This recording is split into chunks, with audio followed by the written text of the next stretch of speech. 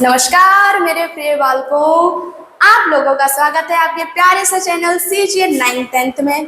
मैं निधि ओझा, आपकी साइंस वाली दीदी, एक बार फिर से आ चुकी हूँ एक प्यारे से टॉपिक के साथ।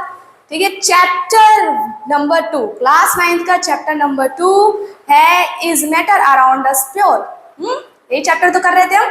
चलो बच्चों, पहले टॉपिक में यानी पिछले वीडियो में हमने कवर किया था एक बेसिक सा इंट्रोडक्शन इस चैप्टर के बारे में। ठीक है, हम उसी पार्ट को कंटिन्यू करते हैं। तो चलिए एक बार रिवाइज कर लेते हैं कि पिछले क्लास में हमने पढ़ा क्या था। क्या पढ़ा था कि जो भी सब्सटेंस, जो भी मैटर आपको आस पड़ोस में अपने दिख रहा है, दो ही चीजें हो सकती हैं, या तो प्योर हो या तो क्या हो, इम्प्योर हो, मिक्सचर हो किसी चीज का। ठीक है, चलिए बच्चों, तो सब्सटेंस दो तरीके के होते हैं, या तो प्योर होगा या तो इम्प्योर होगा। अगर प्योर होगा तो उसकी भी दो कैटेगरी थी, एलिमेंट और कंपाउंड। ठीक, और अगर मिक्सचर होगा तो उसकी भी कैटेगरी थी, होमोजेनियस और हेट्रोजेनियस। तो बेटा इम्प्योर को तो हम बाद में पढ़ेंगे, सबसे पहले तो हम प्योरिटी के बारे में पढ़ लेते हैं कि प्योर सब्सटेंस क्या होते हैं। प्योर की हमने कुछ डेफिनेशन लिखी थी ना बेटा, कि प्योर सब्सटेंस क्या होते हैं, प्योर मेटल क्या होते हैं। ऐसे सब्सटेंस जो एक ही तरीके के पार्टिकल से मिलकर बने होते हैं, उन्हें हम क्या बोल देते थे, ये प्योर है। ठीक है, जैसे कि आप कोई भी चीज ले लीजिए, जैसे मार्कर है। ठीक, इसका अगर मैं कहीं से भी कोई भी चीज उठा रही हूँ, कोई भी एक पार्टिकल उठा रही हूँ, कहीं से भी छोटा सा पार्टिकल में इस पार्टिकल से मिलकर बना होगा, इसका पार्टिकल यहाँ से उठाऊं, यहाँ से उठाऊं, कहीं से भी उठाऊं, वो पार्टिकल सेम ही होना चाहिए। अगर वो थ्रू पूरे सब्सटेंस के पार्टिकल सेम होंगे तो हम बोलेंगे हाँ ये प्योर है। और अगर मैंने यहाँ से उठाया, यहाँ से कोई पार्टिकल उठाया और यहाँ से, और सबकी जो कोई सिमिलर नहीं था, ठीक है, सबकी क्वालिटी क्या थी, अलग अलग थी, तो हम बोलेंगे क्या है, इम्प्योर है। ओके, तो ये बात थी। और प्योर सब्सटेंस को आगे फर्दर हमने पढ़ा था एलिमेंट में और कंपाउंड में। तो बेटा एलिमेंट को आज हम और अच्छे तरीके से पढ़ेंगे कि एलिमेंट्स होते क्या है। ठीक, मेरा एलिमेंट्स के अंदर मेटल, नॉन मेटल, मेटलॉइड्स और नोबल गैसेस आती थी, है ना। तो सबसे पहले हमें अगर एलिमेंट के बारे में पढ़ना है तो हमें पढ़ना पड़ेगा एटम के बारे में। हाँ बेटा, कोई भी चीज जो एलिमेंट है, कोई भी चीज है, वो बनी रहेगी किससे, एटम से। ठीक है, ये जो पार्टिकल्स मैंने बोला ना कि कोई भी चीज पार्टिकल से मिलकर बनी होती है, छोटे छोटे पार्टिकल्स होते हैं, है ना। कोई भी चीज बनी है तो छोटे छोटे पार्टिकल से मिलकर बनी होगी। तो ये पार्टिकल बेटा, इसका नाम हम रख देते हैं एटम्स एंड मॉलिक्यूल्स। तो सबसे पहले बेटा इस पार्टिकल को हम क्या बोलेंगे, एटम। तो हमें एटम के बारे में पढ़ना होगा बेटा, एटम होता क्या है। ठीक है, एक बेसिक सा इंट्रोडक्शन हम ले लेते हैं, ठीक है, एटम के बारे में, ताकि आगे आपको कोई कंफ्यूजन ना रहे। ओके, चलिए, बाकी basic introduction to atom coined by Dalton. ये जो एटम वर्ड है ना बेटा, एटम ये सबसे पहले किसने यूज किया, डाल्टन, एटम। ठीक, ये प्रॉपर नाम इसको डाल्टन जी ने दिया था। चलिए, तो derived from a Greek word. अच्छा, ये आइटम शब्द उनके दिमाग में आया होगा तो कहीं ना कहीं से इसका आइडिया उन्होंने लिया होगा। ठीक है, तो जो डाल्टन जी थे उनको आइडिया कहाँ से मिला, हम ये देखते हैं। इसकी सबसे पहले वाली शुरुआत कि कहाँ से ये वर्ड आया था। तो derived from a Greek word Atmos given by Democritus.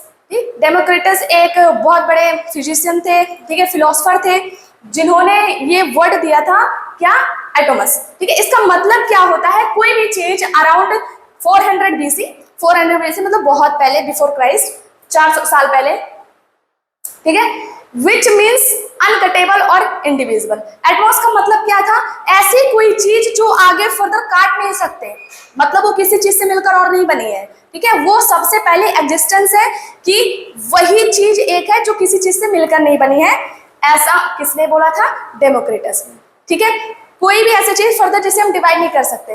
बेटा अगर मैं इसको और डिवाइड एकदम छोटा छोटा छोटा छोटा करते जाऊं तो एक चीज आएगी, पार्टिकल। ठीक, उसी पार्टिकल को हमने क्या बोल दिया, एटम। इसका सबसे छोटा कण क्या होगा, एटम होगा। तो मतलब एटम और आगे डिवाइड ना हो सके, अनकटेबल जिसे बोलते हैं, और वो किसी चीज से मिलकर नहीं बना है, ऐसा डेमोक्रिटस का कहना था, इसलिए उसका नाम उन्होंने क्या रख दिया, एटमॉस। ठीक, आगे जब फर्दर स्टडी हुई तो हमें आगे पता चला कि एटम भी इलेक्ट्रॉन, प्रोटॉन और न्यूट्रॉन से मिलकर बने हैं। ठीक है, तो उस समय तो आ चुके थे हमारे डाल्टन जी, तो उन्होंने एटमॉस का नाम थोड़ा सा चेंज करके एटम रख दिया। ठीक है, तो ये वाला जो आइडिया था कि जो हमारा अनकटेबल है, जो एटम है वो क्या है, अनकटेबल है, इनडिविजिबल है, वो किसी चीज से मिलकर नहीं बना, वो अर्ली आइडिया था, बहुत पहले की ये सोच थी, ठीक है, पुरानी सोच थी। अब नई सोच क्या कहती है, नया मॉडर्न कॉन्सेप्ट क्या बोलता है कि smallest particle of any substance that may or may not capable of free existence. Simply इसका मीनिंग ये है कि एटम क्या होता है, स्मॉलेस्ट पार्टिकल तो है, स्मॉलेस्ट पार्टिकल तो है, चाहे वो फ्री एग्जिस्ट करता हो, एलिमेंट कोई भी चीज फ्री एग्जिस्ट करती हो चाहे ना करती हो। जैसे गैसेज हैं, उसके जो एटम हैं वो फ्री एग्जिस्ट नहीं करते, लेकिन फिर भी गैस एटम से मिलकर बनी है। एटम एटम दो साथ में मिल जाते हैं तब वो हमारे एनवायरनमेंट में एग्जिस्ट करती हैं, जो कि गैसेज हैं। लेकिन कोई अगर मेटल है, ठीक है, जैसे लोहा है, आयरन, ठीक है, आयरन के जो एलिमेंट है वो फ्री एग्जिस्ट कर सकते हैं हमारे एनवायरनमेंट में। तो मतलब चाहे वो फ्री एग्जिस्ट करे चाहे ना करे, लेकिन जितनी भी चीजें हैं वो किससे मिलकर बनी है, एक स्मॉलेस्ट पार्टिकल जिसे हम बोलते हैं एटम। ठीक, उस पार्टिकल का नाम क्या है, एटम। चलिए, जैसे फ्री एग्जिस्टेंस में मैंने बताया कि कोई भी गैस, जैसे ये हीलियम हीलियम हीलियम हीलियम, ये एक नोबेल गैस है, ये अकेले एग्जिस्ट करती है। लेकिन अगर मैं बोलूं ऑक्सीजन, कि ऑक्सीजन के पार्टिकल अकेले एग्जिस्ट करें, ये ऑक्सीजन है, ऑक्सीजन, तो ऐसा नहीं है। ऑक्सीजन हाँ भले ही ये एटम है, किसका है, ऑक्सीजन का, ये अकेले एग्जिस्ट नहीं करते बेटा, ये ओ हमेशा टू के साथ आता है, मतलब इसके साथ कोई ना कोई होना चाहिए। ये दो आइटम एक साथ एग्जिस्ट करेंगे हमारे एनवायरनमेंट में, अकेला ओ एग्जिस्ट नहीं करेगा हमारे एनवायरनमेंट में, वो हमेशा अपने साथी के साथ रहेगा, चाहे ओ आ जाए चाहे कोई भी आ जाए, किसी ना किसी के साथ ही रहेगा। लेकिन फिर भी बेटा ऑक्सीजन तो बना है एक ही पार्टिकल से, जिसे हम बोलते हैं एटम, ठीक है। चाहे कोई भी सब्सटेंस फ्री एग्जिस्ट करे और चाहे ना करे, फिर भी वो किससे मिलकर बना होगा, एटम से मिलकर बना होगा, ठीक है बेटा, ये कॉन्सेप्ट था हमारा। और कंबाइंड फॉर्म में जैसे वाटर है, देखिए वाटर किससे मिलकर बना होता है, आपको फॉर्मूला पता होगा, H2O, इसको बेटा बोलते हैं मॉलिक्यूल। फ्री एग्जिस्ट जो करने वाले हैं और जो नहीं करने वाले हैं, सब किससे मिलकर बने होते हैं, हमारे एटम से मिलकर बने होते हैं। चलिए, ये जो कंबाइन फॉर्म मैंने बताया, कंबाइन फॉर्म में ये हमारा कंपाउंड था, याद है, जब बहुत सारे एलिमेंट साथ में मिलकर एग्जिस्ट करें। जैसे वाटर का एक, अगर मैं वाटर का एक पार्टिकल निकालती हूँ तो वो पार्टिकल होगा हमारा क्या, कि वो साथ में मिलके वाटर बनाते हैं। ऑक्सीजन अकेले वाटर नहीं बना सकता, एक हाइड्रोजन के साथ वाटर नहीं बना सकता, लेकिन जब भी उसके पास एक ऑक्सीजन और दो हाइड्रोजन का पोर्शन आता है, ठीक है, इनका ये रेशियो बनता है, तब हम बोलते हैं कि हाँ ये वाटर है, ठीक। बाकी इसमें से कोई एक चीज भी गायब हो जाएगी तब वो वाटर नहीं रहेगा। तो वाटर का सबसे छोटा पार्टिकल जो हम निकाल सकते हैं, ठीक है, इसे हम कंपाउंड बोलते हैं। जब बहुत सारे एटम आपस में मिल जाते हैं तो उसे हम क्या बोलते हैं, कंपाउंड बोलते हैं। चलिए, तो बच्चों एटम सबसे छोटा पार्टिकल है, ठीक है, जो कि एग्जिस्ट करता है। सभी जितनी भी चीजें हैं सब एटम से मिलकर बनी है, ठीक है, जितनी भी चीजें सब एटम से मिलकर बनी है, और एटम सबसे छोटा पार्टिकल है जो ऐसे एग्जिस्ट करता है, ठीक है। चलिए बेटा, एटम के बारे में तो आप जान चुके हैं, हम अब आगे बढ़ते हैं, ठीक है, एलिमेंट के बारे में कुछ समझते हैं। तो बच्चों हम एटम के बारे में तो पढ़ चुके हैं, ठीक। अब बात करते हैं कि एलिमेंट से स्टार्ट करते हैं, ठीक, कि प्योर सब्सटेंस क्या थे, या तो एलिमेंट होते थे या तो कंपाउंड होते, ठीक है, दो कैटेगरी थी, एलिमेंट और कंपाउंड। तो सबसे पहले हमें किसके बारे में पढ़ना है, एलिमेंट के बारे में। चलिए, तो an element is a type of pure substance which is made from same kind of particle. जी, एलिमेंट क्या है, जो सेम काइंड ऑफ पार्टिकल से मिलकर बने हो, है ना, तभी तो हमने उसको प्योर बोला भाई, क्योंकि प्योर क्या होता है, जो सेम काइंड ऑफ पार्टिकल से मिलकर बना हो, ठीक। अब वो पार्टिकल क्या है, एटम है, ठीक है। तो एलिमेंट किससे मिलकर बने होंगे, एटम से मिलकर बने होंगे। कोई भी एलिमेंट होगा, जिसका जिसका भी नाम मैं बताऊंगी, वो सारे याद ऐसे इमेजिन करना कि छोटे छोटे एटम से मिलकर बने होंगे वो सारे एलिमेंट, ठीक है।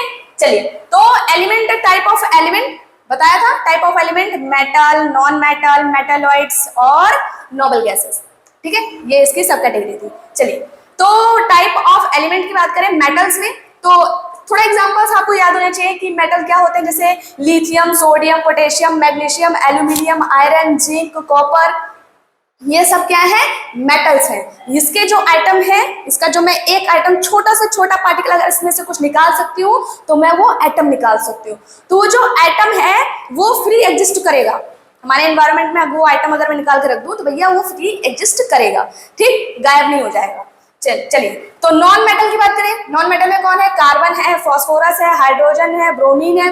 तो ऐसा बोला जाता है कि जो नॉन मेटल है मेनली गैसेस होती हैं, ठीक, लेकिन जैसे कार्बन है, कार्बन गैस नहीं होती, और फास्फोरस ये आपको सॉलिड फॉर्म में मिलेंगे रूम टेम्परेचर पे, ये सॉलिड फॉर्म में मिलेगा, सॉलिड फॉर्म में, ये गैस फॉर्म में मिलेगा, और ब्रोमीन क्या मिलेगा, लिक्विड फॉर्म में मिलेगा मेनली। लेकिन नॉन मेटल्स क्या होती हैं, गैसेस होती हैं। चलिए, तो नॉन मेटल्स जैसे ये हाइड्रोजन है जो गैस है, मेनली जो गैस है उसके जो एटम सबसे छोटा अगर कुछ कर निकाल सकती हूँ तो वो एटम होगा, आपको भी पता है वो एटम, लेकिन अकेले एग्जिस्ट नहीं करेगा, उसके साथ कोई ना कोई होना चाहिए, चाहे उसी का एक एटम उसके साथ हो, चाहे किसी और का एटम उसके साथ हो, वो फ्री एग्जिस्ट नहीं करेगा। लेकिन फिर भी वो किससे मिलकर बना है, उसका सबसे छोटा पार्टिकल अगर मैं कुछ निकाल सकती हूँ तो क्या होगा, वो एटम ही होगा।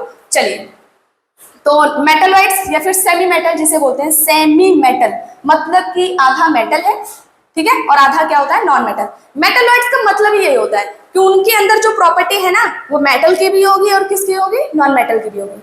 मेटल और नॉन मेटल दोनों की प्रॉपर्टी जिसके पास होती है उसी को हम क्या बोल देते हैं बेटा, सेमी मेटल, मेटलॉइड्स, ठीक। अब इसके कुछ एग्जांपल्स हैं, जैसे बोरोन है, सिलिकॉन है, आर्सेनिक है, टेलीवियम है, ठीक है, बहुत सारे एग्जांपल्स हैं। फिलहाल आपको छोटे 2-3 एग्जांपल्स तो पता ही होना चाहिए। नोबेल गैस की बात करें तो भैया helium, neon, argon, krypton, radon, ठीक, ये सब हमारे क्या है, नोबेल गैसेस है। हाँ बेटा, जी नोबेल गैस है ना, नोबेल गैस गैस है, नोबेल गैस इसलिए इसको अलग कैटेगरी में डाला गया है। नोबेल गैस के जो एक एलिमेंट है वो अकेले एग्जिस्ट कर सकता है। मैंने क्या बोला था, जो गैस होती है जैसे हाइड्रोजन हो गया, ऑक्सीजन हो गया, ठीक है, नाइट्रोजन, ये सब गैसेस जो हैं अकेले, इसका एक एटम अकेला इन्वायरमेंट में एग्जिस्ट नहीं कर सकता, ठीक है, चला जाएगा। लेकिन ये कुछ नोबेल गैस हैं जो कि इन्वायरमेंट में अकेले एग्जिस्ट करती हैं। इसके अगर मैं एक आइटम निकाल के रख दूं तो हाँ, ये अकेले एनवायरनमेंट में एग्जिस्ट कर सकता है, ठीक है, इसलिए इसकी अलग ही कैटेगरी डाली गई है, helium, neon, argon, krypton, radon, ठीक है, ऐसे बहुत सारे हैं, ठीक है। चलिए, तो बेटा हम पढ़ चुके हैं एलिमेंट के बारे में, अब हम पढ़ेंगे कंपाउंड के बारे में, ठीक है। देखो, प्योर सब्सटेंस दो तरीके के थे, बोला था, क्या पढ़ेंगे उसमें, एलिमेंट और कंपाउंड। तो एलिमेंट हम पढ़ चुके हैं, एलिमेंट के अंदर हमने क्या पढ़ा, metal, non metal, metalloids, noble gas के बारे में पढ़ा था हमने, ठीक है। तो एलिमेंट तो हो गया, जो कि सेम काइंड ऑफ आइटम से मिलकर बने होते हैं वो एलिमेंट होते हैं, ठीक है। अब बात करते हैं कि कंपाउंड क्या होते हैं, ठीक है। कंपाउंड की डेफिनेशन क्या है, compound is a pure substance that is made from different element. अब देखो, एलिमेंट हमारा प्योर था कि नहीं, आप इसे समझो, एलिमेंट जो था हमारा वो प्योर था, ठीक है, ये प्योर था कि नहीं, प्योर था, एलिमेंट हमारा क्या था, प्योर था।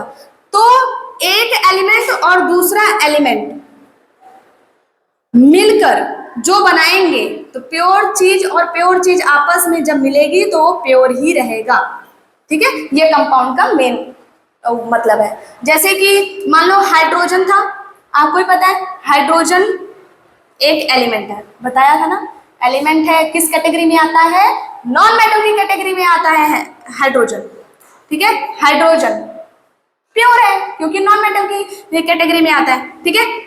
ऑक्सीजन ये भी क्या है, एक एलिमेंट है, ऑक्सीजन भी एक एलिमेंट है, हाइड्रोजन भी एलिमेंट है और हाइड्रोजन भी एलिमेंट है। तो मतलब कि ये प्योर है, ये भी प्योर है, ये भी प्योर है। तो जब ये सब चीजें एक साथ में मिलेंगी तो जो चीज हमको मिलेगा, ठीक है, ये जो सब्सटेंस हमको मिलेगा ये क्या होगा, प्योर ही कहलाएगा। तो ये चीज जब आपस में 3-4 एलिमेंट मिल जाते हैं तो उसे हम क्या बोल देते हैं, कंपाउंड बोल देते हैं, ठीक। लेकिन जो कंपाउंड है वो डिफरेंट टाइप ऑफ एलिमेंट से मिलकर बनता है। देखो, ये भी एक एलिमेंट है, ऑक्सीजन भी एक एलिमेंट है, हाइड्रोजन भी एलिमेंट है और हाइड्रोजन एलिमेंट है। तो बेटा हाइड्रोजन, ऑक्सीजन ये दोनों के दोनों एलिमेंट हैं और प्योर हैं। तो प्योर प्योर जब एक साथ मिलते हैं तो हमें क्या मिलता है, प्योर चीजें ही मिलती हैं, ठीक। तो ये जो हमारा वाटर था, ये जो वाटर है तो इसको हम किस कैटेगरी में डाल देंगे कि ये प्योर है। अब देखो अमोनिया किससे मिलकर बना है? नाइट्रोजन और 3 हाइड्रोजन से। तो बेटा हाइड्रोजन तो प्योर है और नाइट्रोजन भी एक एलिमेंट है, नाइट्रोजन भी एक एलिमेंट है और हाइड्रोजन भी एक एलिमेंट है, दोनों एलिमेंट है और एलिमेंट क्या होते हैं? प्योर। तो जब दो प्योर चीजें मिलती हैं तब क्या मिलता है हमको? प्योर चीज ही मिलेगी। तो ये भी एक कंपाउंड है, जहां 2 3 4 एलिमेंट एक साथ दिख जाए तो उसको हम क्या बोल देते हैं? ये कंपाउंड बोल देते हैं। ठीक है, कंपाउंड है, कंपाउंड है, कंपाउंड है। देखो यहाँ पर हाइड्रोजन ऑक्सीजन 2 एलिमेंट प्योर है, इसीलिए हमने क्या बोल दिया? जो हाइड्रोजन और ऑक्सीजन एक साथ मिले हैं ये भी क्या होगा? प्योर होगा। नाइट्रोजन और हाइड्रोजन, नाइट्रोजन भी एक एलिमेंट है, हाइड्रोजन भी एक एलिमेंट है, दोनों के दोनों प्योर है, आपस में मिलेंगे तब भी प्योर ही रहेंगे। ठीक है, कार्बन डाइऑक्साइड, कार्बन भी प्योर है, ऑक्सीजन भी प्योर है, दोनों आपस में मिलेंगे तो क्या हो जाएगा? प्योर ही रहेगा। जैसे कि एक अच्छा बच्चा है, दूसरा अच्छा बच्चा है, दोनों साथ में रहेंगे तो कुछ गलत नहीं होगा, दोनों अच्छे ही रहेंगे, अच्छे से पढ़ाई करेंगे। ठीक है, और एक भी चीज अगर इम्प्योर हो गई तो बाकी चीजों भी क्या हो जाती है? इम्प्योर हो जाती है। ठीक, तो आप इससे थोड़ा समझ सकते हैं इसको। चलिए बेटा, कंपाउंड यही था कि जब डिफरेंट एलिमेंट्स आपस में मिलते हैं तब वो कंपाउंड फॉर्म करते हैं। Compound is a pure substance, compound is a pure substance that is made from different element. कि कंपाउंड भी एक प्योर सब्सटेंस है, बस ये डिफरेंट एलिमेंट से मिलकर बना है। ठीक, और एलिमेंट क्या था? प्योर। अभी हमने पीछे पढ़ा था कि एलिमेंट क्या होते हैं? प्योर होते हैं। तो प्योर चीजें जब एक साथ मिलती हैं तब वो क्या होती हैं? प्योर ही रहती हैं। तो आई होप आपको इस समय तो कंपाउंड समझ आ गया होगा। ठीक, पहले मैंने क्या बोला था? जब पहले टाइम पे बच्चा पढ़ता है तो उसे लगता है कि कंपाउंड क्या है, कि यहाँ में तो 2-3 तरीके की चीजें हैं तो ये इम्प्योर होगा, लेकिन compound same different kind of element से मिलकर बना है और एलिमेंट क्या होते हैं? प्योर होते हैं। अब आपको ये समझ आ चुका होगा। आशा करती हूँ कि प्योर सब्सटेंस में जो एलिमेंट और कंपाउंड है आपको समझ आया होगा। अगर नहीं आया है तो आप कमेंट करके हमें बताइए। ठीक है, हम रिपीट करेंगे आपके लिए। चलिए आगे हमें पढ़ना है इम्प्योर सब्सटेंस के बारे में, मिक्सचर के बारे में। इम्प्योर सब्सटेंस को क्या बोलते हैं? मिक्सचर ही बोलते हैं। आगे नेक्स्ट पार्ट में हम कवर करेंगे मिक्सचर से। चलिए मिलते हैं।